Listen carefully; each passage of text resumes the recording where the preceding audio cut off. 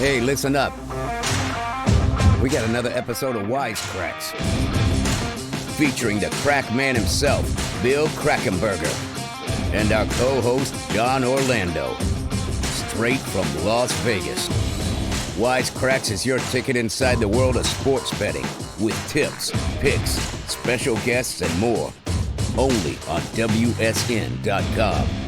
Welcome back to another episode of Wise Kracks. John Orlando here in studio. I got Bill Krackomberger just a mile away. How is this possible? You're just a mile away, Bill. Yeah. No, I let's start that over. I wasn't feeling 100%. I haven't been sick in like 5 years. I've had a cold, haven't had anything, so I'm pretty lucky. You kind of blamed me and Travis, though, before we started rolling. Being in studio, I may have the Orlando Fletcher virus.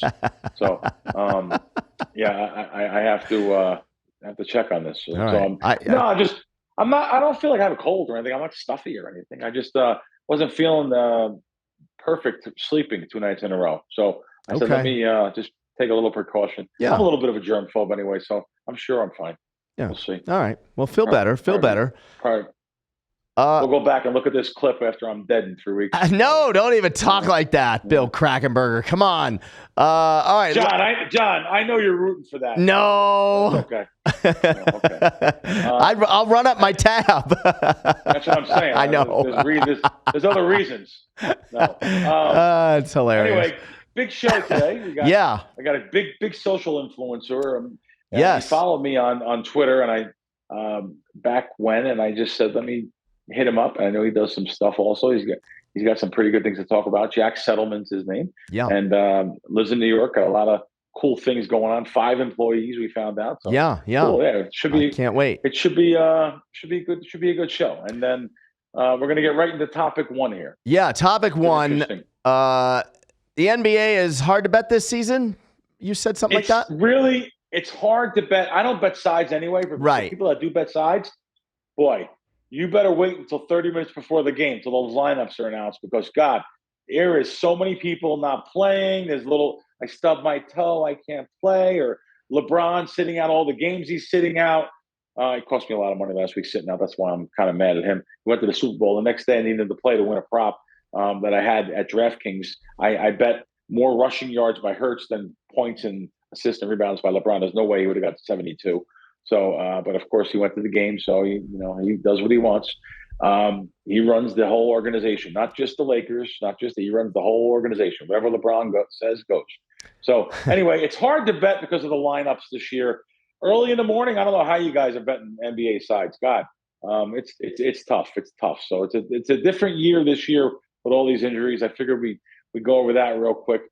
Big topic 2 is actually something that you and I are interested in. Wait. Yeah, before we get to that, and I'm definitely interested in that, I have a question for you. I saw on Instagram this morning, there's rumors about LeBron going to Orlando or something like that, being traded, and he said he wouldn't accept it. He would just retire. Did you see that?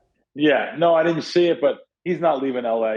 He's not, right? The guy's close to being a billionaire. His family's there. There's no way he's going to Orlando or anywhere else. Yeah, I wouldn't think. Retire first. Okay. Yeah. Big topic number 2. Go ahead. The Mets and the Yankees, of course. This sounds almost like common sense.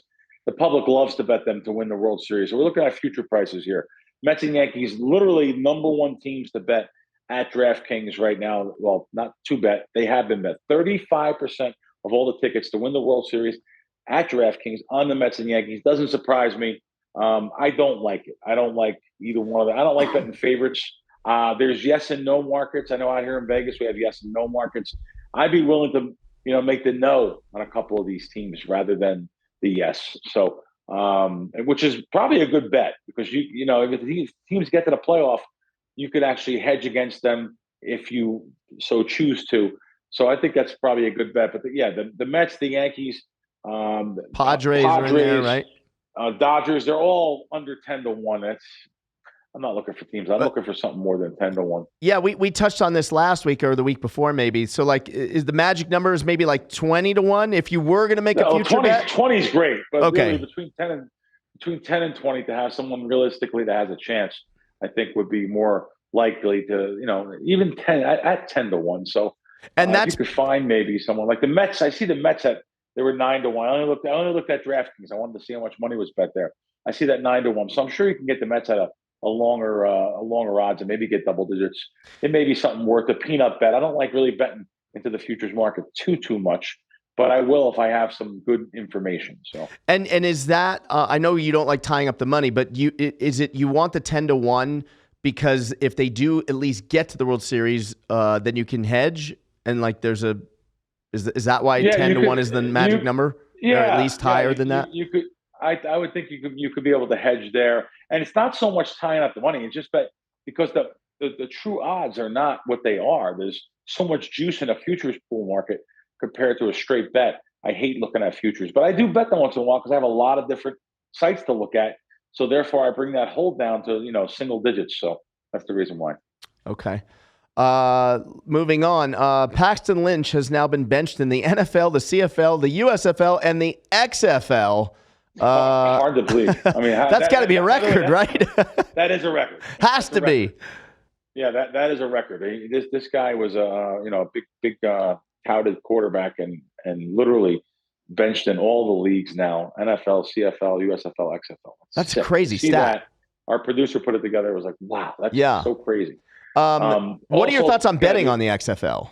Well, it's big talk here because even this weekend, my buddy John Schifrin, who called college football throughout the year, he actually sent me a text. Hey, you want to come to the XFL games this weekend here? I didn't even know they were here in town. Right. But by the way, I don't go to Raiders games. I know. I think I've been to your only 2 or 3. Yeah. No, then XFL. So it just. But anyway, yeah. Should you stay away? Right now, we're waiting and seeing. There's a couple sharp guys are betting it, and they weren't winning right now. We're early to see in the season. We'll see what happens in a week. Yeah. But right now, staying away from the XFL. Yeah. Do you have any, are millions wagered on something like the XFL? I wouldn't think so. No, right? So. But as Robert, one of our producers, said here, he's right. The kids that are new to gambling just got into this NFL this season. Now they're having to fill a void. Maybe bet some NBA and XFL. I can bet this. So right. I'm sure they're betting more on it than they should. I'll say that. Yeah. Okay. And then when is it a good time to cash a bet early? A lot of the sites will let you do that, right? Yeah, they'll let you buy out. Yeah, especially with parlays and stuff. They'll let you do that sometimes. They'll let you buy out. I'll just give you the answer. In the casino with Robert De Niro, when he had in the background NO in capital giant letters and then yes in a tiny little letter. That's exactly right. No. Don't ever do it. There's no time. There is no time. They're offering you something. First of all, that if you're mentioning a parlay, it's already a bad payout to begin with. Right. Now you want to actually water that down to give you even more of a bad payout? I don't think so. Even a straight bet. Don't be buying out. Don't be buying out of your bets, please. It's ridiculous. Even if I know they're offering you a profit, you bet $10. Now they're offering you 15. Please, you have a good bet. They're offering you 15 because it's worth 23. Let me ask you this. Well, it can't be worth 23. Yeah, unless it's taking juice. But you have a good bet at $10, taking whatever. It should pay 19. They're offering you 15. What is worse, taking the early payout on like a parlay bet or a straight bet in sports, or taking insurance at the blackjack table? Taking the payout at the sports bets for sure. Insurance is a bad bet, but insurance is not so much of a bad bet if the deck is rich in tens. If you have +1, which that means one more 10 in the account, or the 10 Jack Queen King, one more of those pitcher cards in the deck. There is many instances where I'll take insurance if I'm playing blackjack and there is a positive count. So, and regardless of what your hand is, like if you have a 20, you might want to take it. No, not 20. No, really? You're not insuring 20. No. Would you ever insure like a 16? Yeah, that's where you're in 16 and lower. Yeah, that's where you're really. Yeah, that's where you're looking at insuring. 17 even. There's hands. It depends on the count. Right. So, yeah, there's hands. Yeah, you're never going to insure a 20 though. Interesting. Huh. Unless you get a peek at the whole card. There are guys out here. There are people out here that do that. We talked about that. Right. With our buddy from Anthony Curtis from Las Vegas Advisor. Whole card teams that are out there. Literally level with the table. And, and then literally signaling their buddy that dealer has a 10 or they did this, that, whatever it may be. So, yeah. Okay. Okay. There is not a big UFC fight this weekend, but there's an important UFC fight for me personally because I have a very good friend, Ode Osborne, is stepping in there. He's had a couple fights canceled, so he's excited to get into the octagon. Once again, he is a dog. He's plus 135. He's fighting Charles Johnson. I don't know too much about Charles Johnson. All I know is I have watched Ode train. Yes, it's different when they got someone else throwing punches back at them than hitting bags and mitts and stuff, and I understand that, but he looks like a savage when I've been watching him train. I've seen him a couple of training sessions. This guy kicks with such power. He's a 125er, Bill, so he's not a big guy, but he's fast as lightning. He doesn't have an ounce of body fat on him, and I'm real excited, and I'm absolutely going to put him in a little tiny 2-team parlay. Ode Osborne at plus 135. And then in the main event, we've got Nikita Krylov is fighting Ryan Spann. Both of these guys are absolute savages. But Ryan Spann, he never seems to disappoint. And he's the dog there, plus 145. So I'm doing a 2-dog parlay, Bill. Are you proud of me? First, I'll start off by saying I have body parts that are a 125er, like you said. But so Ode Osborne, he does a podcast in your studio? He does. Yeah, he's been nice. doing a podcast. How long has he been doing that podcast now, Travis? About 6 months? Yeah, since the summer. Yeah. Cool. And So he gets insane guests on his show. Really? Name the UFC fighter, and he's had him. He just had Jamal Hill, who just won the light heavyweight belt against Glover Teixeira just a couple of weeks ago. He had him on like the following Monday or Tuesday after winning the belt. So he's a great guy. So I'll be rooting for him. Something you said off air. You said that you're surprised Ryan Spann was getting plus 145. You more pick him. To me, it's a pick him. I mean, I think I'm really surprised that it's that he's. He's not a huge dog at plus 145, but to me, this is a coin flip. I disagree with this one with the odds makers. Well, I think if you're a winning handicapper, anything that should be minus 110 is plus 145. Boy, I tell you, this is one of your sports here. You've been doing good. I'm pretty good with picking fights. Not Ryan. You're putting Robert in a homeless shelter here. Yeah. Against him. The only reason why our producer Rob won't move to Vegas is because meals will end up costing him twice as much, and it just doesn't make financial sense for him because he owes me a lot of food, Bill. A lot of food. Kicking, screaming, and crying. He just wrote in the. Oh, sorry. All right. Segment 4. Yeah. Well, segment 4 would be talking about you, Bill Krackomberger, and your Crack Wins platform. It's on Apple. It's on Google Play. You can just go to crackwins.com. You've got college basketball, NBA in full swing. Golf is right around the corner. Baseball is right around the corner. To me, this is the best time of year to jump on the Crack Wins train. Would you agree with that? College basketball coming into March Madness. I love that first week of March Madness too. Yeah. The first round there, even the second round. I've always done well over time. NBA, of course, in full swing. We do some totals. PGA back in swing. We got a lot of things coming up. I'm hoping that we have that great information we had last year on the draft. So we had great information on the draft. The NBA and NFL draft both we destroyed. So it's I'm looking for that to happen here too in the next couple months. Every day we're finding value in the Crack Wins app and crackwins.com. Like I said, also you can just go there and you can register and literally you'll get a free month of plays if you register. So we're giving you the first month of our basic plays free. The members receive great insider information, and betting tips. So you register there, crackwins.com and the Crack Wins app.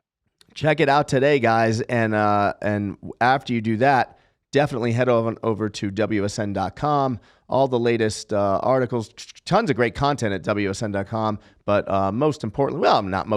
equally importantly, I'm going to say most importantly, free money. You can go to WSN.com and get free money. I mean, who's offering free money on a daily basis? No, they have.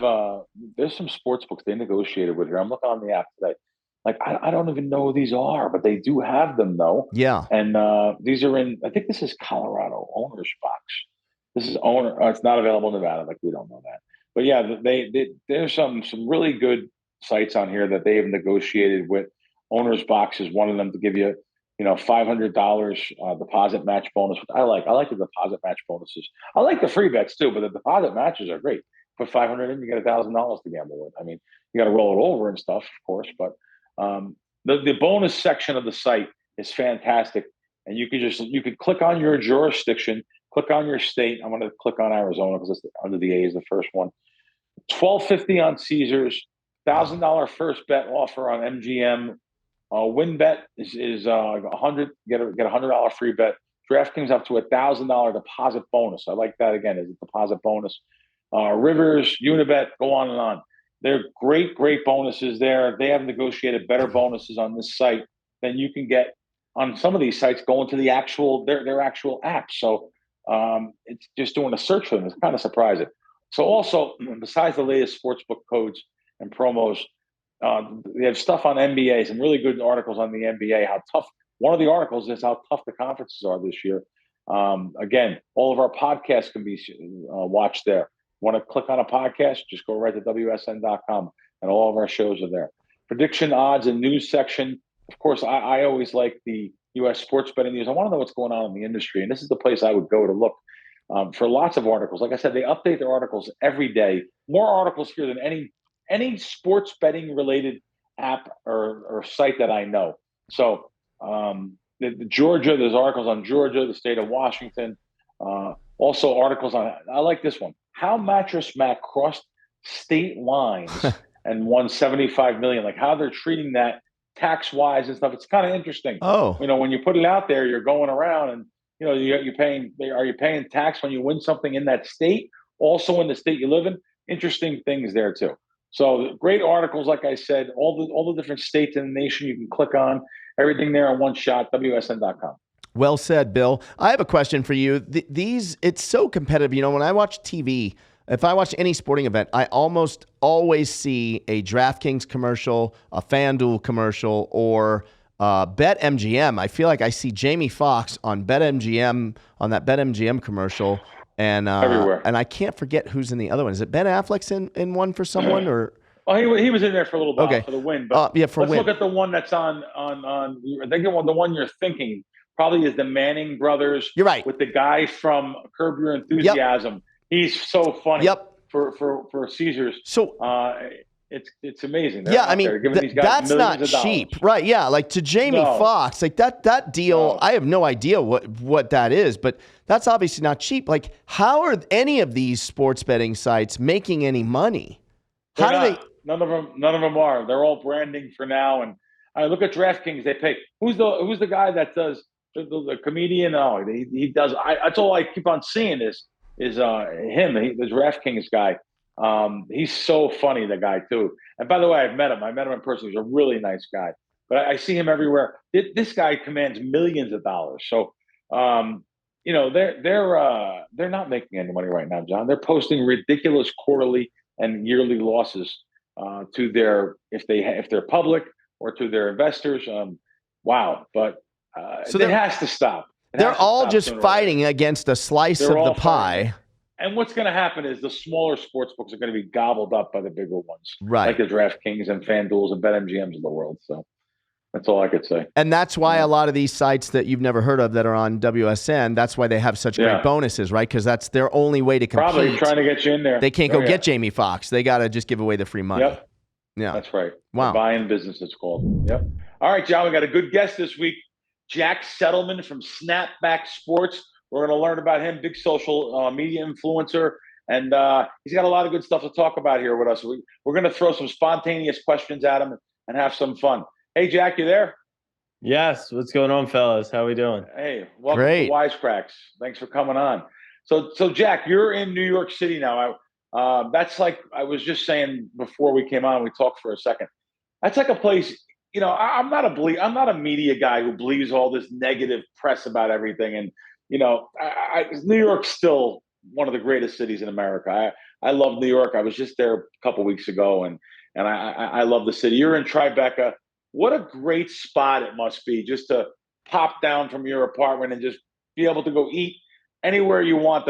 Every culture of food there. You're 5 minutes from Chinatown. Literally, some of my favorite spots I grew up on. Literally, I've been going to a place called Wohop, which is on 17 Mott Street, since I was a little kid. So you're talking 45 years going to that place. It's still there. There's some great other cultural, the whole city is really a mecca of different cultural institutions and different restaurants and stuff. What do you first, before we get into what you do for a living, and what's your daily routine there? What do you do? Do you get up, you go out in the morning, you bicycle, you jog, you run around the city? What do you do every day? Why are you in Manhattan? Yeah, the beauty of the building I'm living in Tribeca is that my gym is like essentially connected. So during the cold months like we're in now, I don't even have to leave the building to get to the gym. But I like to do workout in the morning, and that my schedule is so chaotic. Some days I'm doing content, some days in the fall. I mean, we went to every Monday Night Football game. So it really varies from week to week and even day to day. But I love New York. Like, I have a love-hate relationship with it. I love that I can step out my front door and, like you said, eat at the best restaurants in the world. No reservation needed. You could walk in because there's so many of them. I hate when I get the bill because everything seems to be about 30% more expensive here. So, I definitely have the love-hate with it. But overall, like, the culture and really the energy that you have. I mean, you're in Vegas, right? So you understand what it's like to have that energy. Not many other places in the world that are like that. Let me tell you something. New York is so much more alive than Vegas. I'll tell you right now. You feel that energy on the streets all the time in New York. You just don't feel that here like you think. I know people come on vacation here, they automatically think, oh my God, I love it here. And they don't realize that it's just one strip, and then beyond the strip, there's real people living everywhere. And we have a big town made up of a lot of local casinos, a lot of other things. But and we have granted, this town has come a long way. I've been here 18 years now. We have definitely better food and stuff like that here now. We have our own Chinatown here. Nothing like New York or San Fran or LA even. But you really put yourself in check. When I go to New York every once in a while, I say, wow, every street I go to, no matter what. I just went back there and I was like on like St. Mark's. I usually don't go. It's a touristy area, but my buddy said, oh, they opened up these new marijuana dispensaries. I don't smoke, but not a big deal. I wanted to see what they were like there, and went into one of these places over there. Oh my God, they're literally like 10 times more money, like you said. Literally 10 times more money to buy marijuana there than it is off a street dealer, or even 5 times more than it is to buy them in our 100 dispensaries here in town. So you're right. New York is just much more expensive for everything. The whole city is so much alive, though. John, what do you got? Well, I know you're in New York, Jack. So this is my big question is I just want to know, it's a two-part question. A, Mets or Yankees? Oh, so my history is I'm from Baltimore. So I'm actually an Orioles fan. Ooh. My teams are sporadic, though. I'll give you my condolences. I'll give you. Hey, we're looking good this year, right? They had a big stretch last year, too. I'm kidding. Yes, they did really good. So I grew up in Baltimore, so I'm a big Ravens fan. And then the Orioles did not have a winning season for the first 18 years of my life. So I'm still an Orioles fan, but it's a little tougher to get there. Then I went to University of Texas at Austin, so I'm a UT fan. I didn't really have a basketball team, so when I moved to New York, I got season tickets at the Garden, fell in love with the Knicks, so I've been a Knicks fan for a few years now. And then I always like to joke because like we're talking about, the energy is so contagious here.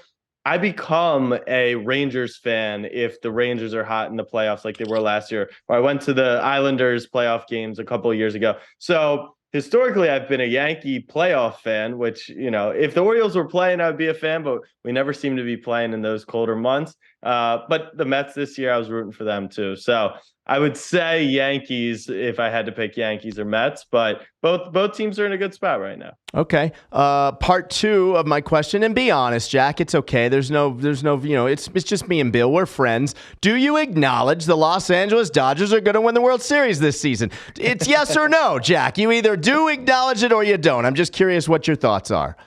It feels like out of all the years in recent history that this is the year that no, they're not like the overwhelming favorite without the dominant team. So yeah, I would say no acknowledgement. Oh, you're killing me. Whatever, Bill. I knew you'd like that answer. Whatever. Yeah, no. Actually, this year I looked at the odds just now, and it's pretty spread out amongst the first 4 or 5 teams. It's the Yankees are the favorite about 6-7 to 1. Let's say 7 to 1. The Yankees are 7 to 1. Mets are 9 to 1. Dodgers are about 8 to 1. Padres, so they're like the big choices though there. And no, to be serious though, too, Baltimore had a little string last year of the Orioles were on fire for a while. So yeah. I know someone bet them to win the World Series actually last year. Just during midseason they were still 400 to 1 when they were on that. I think they won 20 out of 21, something like that. What about your Ravens? What are they going to do with Lamar Jackson here? Do you think he's going to come in for a contract? They offered him $133 million guaranteed, I think it was, out of $230 million. He turned it down. I don't know if he's going to get that same offer now. I just don't know after what happened at the end of the last season. I don't know. I pray and I hope that they pay him because I truly believe he's a top 6 quarterback in the NFL. I mean, you want my true thoughts. I think he's a top 3 quarterback in the NFL, and he's been kind of held back by the offensive coordinator and the lack of weapons that he's had. So you look at, everyone wants to say Jalen Hurts is all of a sudden a top 3 quarterback in the NFL. In my opinion, Lamar Jackson's a better player than him, but they staffed him with an incredible offense. They utilized him the right way, and then they brought in A.J. Brown, and they have Devontae Smith. So that might be a little biased, but those are my genuine thoughts on Lamar. So I hope we pay him. Will they pay him? If I had to guess today, yes, but it really feels like a 50-50 right now, which is just shocking to me. The NFL has changed so much where you old timers understand you can't invest all your dollars into the quarterback. There's 53 men on the roster, a more complete team. Maybe you take a pass, but in today's league, the quarterback is so essential, and the quarterback play in the league is not that high, right? Like Derek Carr is the hot thing on the market right now, and he's an above average quarterback at best. So I would lock up Lamar if I could. John, did this kid just call us old timers? I was pulling the knife out of my back, Bill, while Jack was talking, but I can't reach it. It's wedged in there deep. I got a few guys in the Bronx right next door in the next borough that would like to see you after the show. I love it. Real quick. Let me ask you, tell us about your background, kid. Would you all these kids that grow up watching their favorite sports can now bet on all of them, of course. So I like to talk about responsible gaming in a lot of the shows I do. I was around all this, living in New York and Jersey. I was around all these. There's so many vices: drinking, drugs, women. Literally lotteries, casinos, racetracks, and now sports betting is fashionable. So you've generated over 1 billion views across your platforms. Do you ever talk about responsible gaming to your young audience, or tell us what you do and tell us a little bit about your background? Then maybe get into what you do about the responsible gaming if you do it. Yeah. So grew up in Baltimore, went to the University of Texas, studied abroad in Barcelona for a semester, came back, finished my 4th year, and then moved to New York.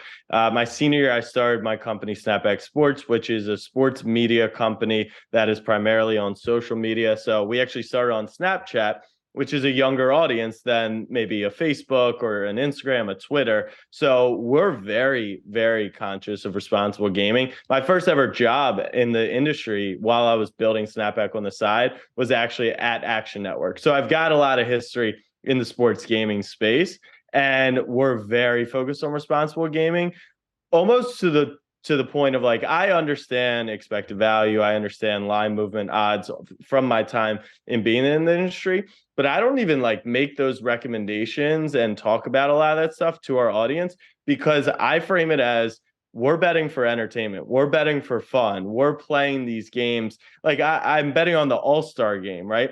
because it heightens the entertainment. And so not only like maybe there's an edge, maybe there's value here, and we'll point those things out, but overall we're just like, this is supposed to be for fun. Like I'm not going to MetLife on a Sunday without a bet. So like bet within your means, that makes it more entertaining. That's why I think I just feel like people feel like they're going to make money betting. And I almost come in saying, you're not going to make money betting, but you could have a lot of fun doing it. And so that's why I'm not against necessarily the parlays that everyone is pushing, right? If they're pushing it from, the standpoint of they know that it's going to create losing gamblers, now that becomes a little more shady. But if you put it from the point of like, all right, what's better? Someone betting $10 a game trying to make $1,000 in profit, or $10 on parlays who's just trying to have fun out there? I actually think that that's okay. So yes, we do push responsible gaming a ton. Who tries to have fun? I'm looking to win. I'm looking to rip the bookmaker's eyes out. Exactly. However, though, as long as you could keep it as fun, that's a very interesting point you're mentioning, Jack. I'm very tough on the bookmakers. If you follow me at all on the show, I've done, I'm very tough on the bookmakers. So, I see that even I do a show that they promote the same game parlays and stuff, and I try to put something in there it's correlated or something, and it just a lot. Yeah. The reason why they're putting it out there though is because they know it's a big losing bet. So, but however, if you promote it, if you like you said, to be sociable, have some fun. Maybe $5 or $10. Don't let that bother you, where you go home at night, you're out with your buddies, and then at night you say, God, I gotta get that $10 back. Let me try to do something else on this site. Let me try to play one of the online games, and, gamble in the casino or something. As long as that's not a problem. But when we're alone at night and we have it's closet gambling, that's why I mentioned the responsible gambling, because I know what it is to live in any of these places, not just New York, New Jersey. I know what it is to be a kid and to be. I always talk about the human condition. I know what we are, what we're made up of. We're made up since we're little kids when we're playing checkers with our dad or Monopoly or whatever it may be. We want to win, so we don't want to go to bed a loser. So that's why I asked you. You have a good platform to talk about some responsible gambling. Got to be tough for a lot of kids. Go to Yankee or MetLife, and you see advertisements. That's all you see out in the center, left, right field. 3 different companies. So I try to promote responsible gambling, but I understand that they're there to make money too. So it's a real well balanced thing. But I always like to talk about it, so that's why I mentioned it to you. So that's good that at least that to do it for fun. Great view. Yeah, like I mean, I would almost push people in your direction, right? If they want to learn about plus EV betting and obviously the problems that good bettors have, even getting bets down, right? Like that's the true betting, is how do I get my bet down? So I think that there's the audience that's following me isn't necessarily trying to get to that point where they want to be professional sports bettors. And I think that's okay. But what I will say is, it's going to take a little time. Like people know the risks of drugs and drinking and promiscuous interaction with the opposite or same sex, but people don't really know. Like we know it because we've been in it for a while. We know that parlays are a losing bet. We know that teasers are a losing bet, right? Like we know these things in our sleep. The average bettor nowadays has no clue. They think because FanDuel and DraftKings push these big first game or same game bets that are first basket parlay, right? Like we know those are never hitting. But my stance on it is like, I think that the $5 entertainment on 4 players to score the first basket is better than the guy who's trying to go and bet $100 on a -108 and find the best odd. Like that's not what they're looking for, because if you're looking to make money, like go back to your desk job. You're going to make a lot more money doing that. Right. So have fun socially doing it with their family, with their friends and stuff, and enjoy it. And don't try to go crazy and stuff. I absolutely agree. Love it. John?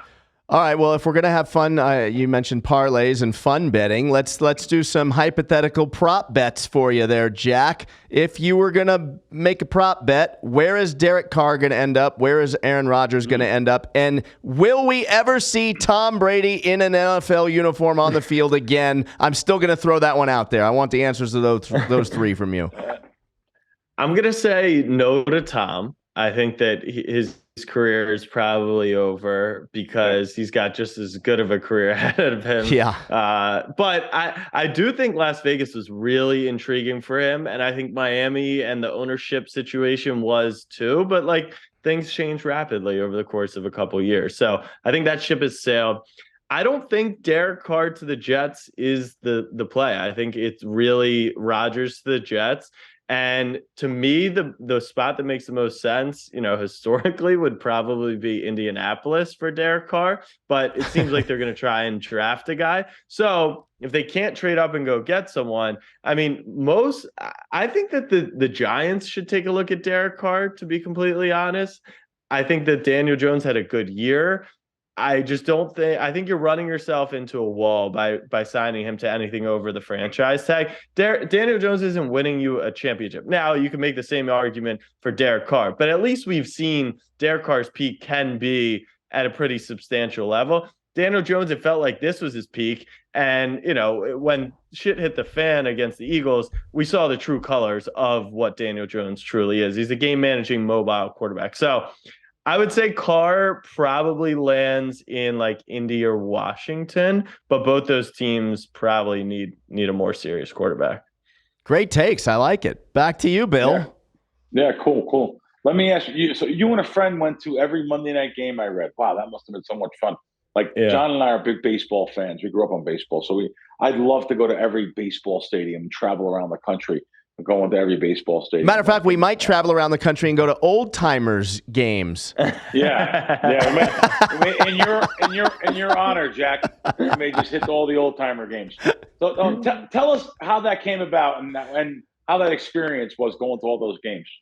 Yeah, so we've got a big audience all across the country, and football is kind of our best season for content. And this all came about, actually. My original concept for the content was pre-COVID. So I was at Action Network, and it was about 2019, let's say. And I was thinking, could you go to 365 games in 365 days? So you would map out the entire trip. And I think the fun of it would be, all right, the Pirates, Reds game on Tuesday got rained out. We have to find a game today, right? Or our whole thing. So you end up in an 8th grade volleyball match, right? It's just a replacement. And the gambler and me, my idea was, all right, if you went to each game, you would say, all right, it costs us $48 to go to this game. So you'd place a $48 bet on the game. But where it became really fun is you would plan the trip. So you'd hit the Super Bowl. Then you'd have a $5,000 bet. You'd hit the NBA Finals. You'd have a $1,500 bet. So you kind of tied that into it. What would it look like on the road? You hit all these spots. So COVID hits. I come out of COVID with a girlfriend of 5 years who literally was like, you're not doing that, or you're single. So what was the quickest way to condense this down? And we thought, if we went to every Monday Night Football game, it was an awesome experience. We met like 50 to 100 fans at halftime at each game. So it was really cool to do the whole national thing and do millions of views, but also be able to connect with people individually in person coming out of COVID. Nice. Did you go with your girlfriend? You guys went? No, I went with She let you go? Yeah, she'll let me go for 17 Mondays in the year, but not 365 days. Okay. I like to say I was like a football consultant for the fall. So, I was out Monday and Tuesday, and then I was back on, Wednesdays through the weekend. So yeah, okay. I went with actually my brother who works for me. So Snapback Sports, we're 5 people. He's one of the employees. So I brought him with me. He missed one game. He got sick. I got sick on Tuesday morning after the Tampa Bay game and had recovered in time to make the trip out to Arizona. And then we did miss one game. Our flight got canceled going to Indy. But the reason why I say we still went to all the games is because Indy was the only team that had 2 Monday night games, and we'd already gone. So I still had all the content from an Indy game, and it was that awful Nick Foles Chargers game, which is, I think, the worst game of Monday night. So thankfully, it was good to miss that. So we're looking at doing it next year, maybe Thursday, maybe Sunday night. We'll see. You said you had 5 guys that work for you. There was 5 of you that do Snapback Sports. Is that what I heard? So tell us what do those guys do day in and day out? Like your brother, what do they do? Yeah. So the simpler roles to understand, we've got a social media manager, so he runs all our social stuff. We've got a video editor, so he obviously edits all our video stuff. And then my brother kind of is across a bunch of different things, but he's in charge of our Snapchat studio, which produces 10 shows, make sure those things are scheduled. And then he works across like our merch line or, any of the million things that happen in a startup. And then I kind of oversee hiring, taxes, equipment, everything as far down to running the content. And then Alex Scheiman is our business development guy. And we also have a creator agency. So we represent 10 digital creators in the sports space. So like sports influencers, that's why All-Star Weekend, we had a huge weekend, worked with like Oreo, Amex, NBA, G League, Google. So we're doing a lot with a small team. I like to keep it lean. Nice. That John, are you shocked at that? That's more up John's alley. Yeah, I love everything you're saying, Jack. And Bill, I love that you asked him that question, because I was going to say my last question for you was going to be transitioning from the Action Network to starting your own thing. How scary was that? How was it easy for you to just pivot and do it, or did you have to get up some courage? And how much of the new company did you kind of start it? I don't want to get you in trouble, but did you start doing that before you left Action, or what was that transition like? Yeah, I think it's a really important question, because I grew up as an entrepreneur, meaning I would sell brownies or string lacrosse sticks for people at school, right? And I always kind of had that knack, and then it continued in college. And so when I was thinking about what I wanted to do post-graduation, in my head, I was like, oh, I want to start my own company. This is the dream. And then I got a couple good pieces of advice, which is well, take some time and learn, right? On someone else's dime. So you could still get paid for it, but I could go to a company like Action Network and start a college ambassador program. And if it failed tremendously, it doesn't cost me $1. It's a full kind of test flight, as opposed to going off and trying to do something on your own. So I started building Snapback Sports my senior year of college. I did it while I was at Action Network. And then actually, after a year and a half at Action, I went to Whistle Sports, which is a sports media company. So I kind of got to learn while I was building. And then by the time it was time to go and do my own thing and really go full time with it, it was obvious. There were opportunities knocking at the door that just didn't make sense to still be over there. So I think it's a really strong piece of advice, which is you can test and try and learn. And I still started a company at 24, right? It doesn't have to be at 21. You can start a company at 46 after you have 20 plus years of experience. So everyone's on their own kind of race and on their own timeline. And I think that was good for me to learn at a young age. Yeah, man. Nothing but respect for you. I know that what that grind is like all too well. But great job, man. Congrats. I've been friends with Chad Millman for a decade, so yeah. We're gonna have him on here. I'll let him know. I'll let you know what he thinks about you. So okay, all right, let me know, because Chad used to think of me as his young superstar, but I left him. So I'm curious if he still loves. No, I love Chad, and he's so bright, and he was the one who hired me. So I think he's got selfishly a good eye for talent. Yeah, no, he was good. It's funny. I thought he was mad at me because right when we started, WSN sponsored this show, and he texted me, and he's like, "Oh, I'd like to do a cracking the code on. I want to know if I'd love for you to be interested," but I couldn't do both at the time because it wasn't fair to WSN, and I thought he was mad at me. To be honest with you, because that would have been a big experience for me. Back then, we're over 100 episodes here, so literally 150 episodes, which is unbelievable. Years and years of shows thanks to WSN. But Action Network giant at the time, they weren't even they were owned by a billionaire, I want to say, and then I think they sold. Is that correct? Would you know that, Jack? Did they sell out? Yeah, so Chernin was an investor pretty early on, and then. They sold to, I think, Better Collective, which is a monstrosity of a group. Yeah. So I think they did all right. Nice. There. Yeah. Last thing from me. So I read an article where you were asked, is there still untapped potential for the industry? When you went to all those stadiums, the fan experience, the younger generation, I found something in there interesting. I'll tell you why at the end. The high-speed Wi-Fi that's crucial for each stadium, so fans can post content that go. And since you did that Monday Night Stadium tour, I wanted to know, were there markets where there are still problems? And the reason why I want to know, I like to know about betting live in that jurisdiction, in that stadium, betting live. There's actually a word for it. I'm not going to get into that because there's a lot of secrets to betting, though. If you could bet live with some slower moving apps, so that's one of the reasons why I'm asking you, though. What did you experience?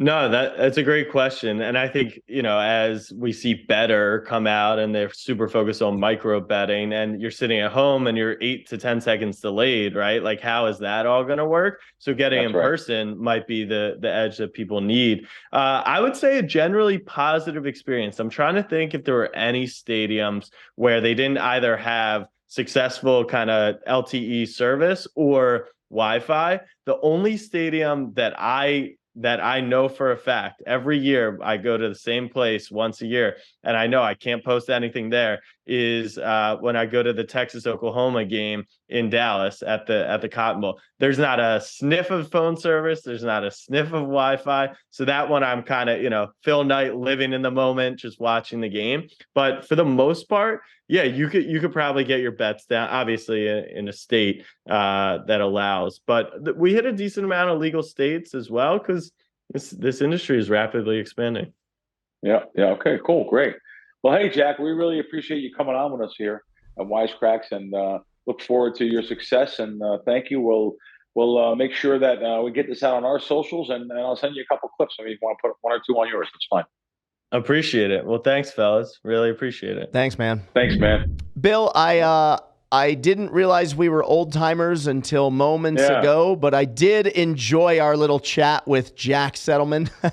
It was fun. Even though I found out we're an old timer. Do you feel like an old timer? Because I don't. I feel like Travis is here. He's 20 feet away from me, and while I'm twice his age, or even more. You could be his dad. I could be Travis's dad. I don't In fact, feel, you might be his dad. Yeah, right. I don't feel like I'm like that old. Do you feel that? No. I feel great. I mean, I'm out all year running around all throughout the football season. I feel great. So I don't feel my age at all. And I'm a little bit older than you. So it's really amazing to be called that today. That's the first time it ever happened. The first time it happened, so it's like, wow. I love it. Right. I liked it. All right, well, Bill, this was fun. I hope to see you back in this building next week. I'll be there next week. And we'll see all of you next week on Wise Kracks. See you guys. Thanks for watching.